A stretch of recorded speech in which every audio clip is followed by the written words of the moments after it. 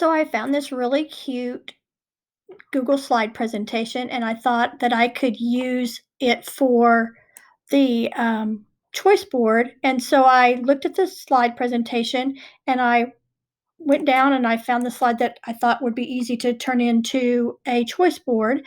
And so what I'm going to do is I'm just going to save this slide. So you see that it's highlighted here and I have it clicked, and now I'm going to file and I am going to make a copy of just that selected slide. And so when I do that, I'm going to do Halloween 2020 or choice board, just name it something.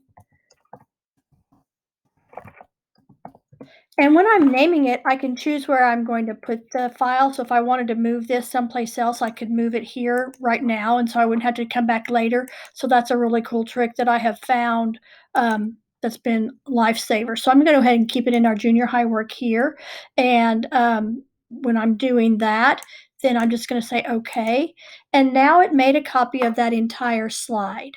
And so now I can just use that slide and create a choice board.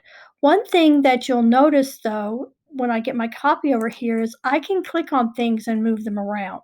And I don't want my students to be able to move my pretty little slides around while they're doing the choice boards. I just want them to click on the link. So what I'm going to do now is I'm going to make sure that the slide is highlighted. I'm going to come up here and I am going to download.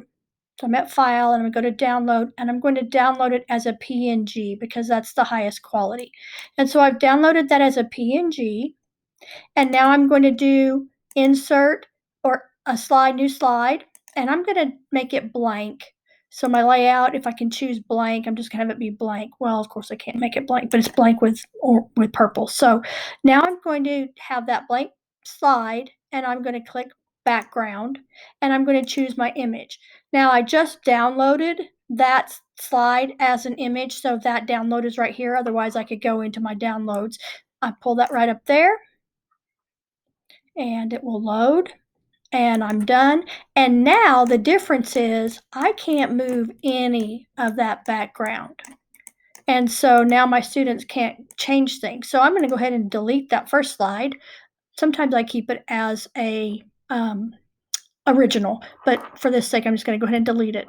And so now I have this slide. And so whenever I wanted to do the links, what I do is I insert a shape, and I draw it around where I want the people, my students, to click those things. And I'm going to go ahead and like center it over that one. And now what you can do is whatever link that you wanted to have the students do there is you could paste that link there. And so that's where that link would go. And I don't have one up. One of the things that I do now is I make this transparent. So that link is still there.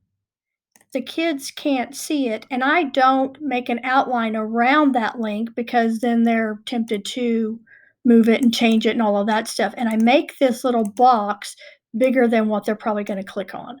So now that hyperlink is there, but it's not visible, like the outline of it's not there. And so the kids won't be able to see that. And if there is a case where it is, you can go up here and make your no outline. You can make it transparent also.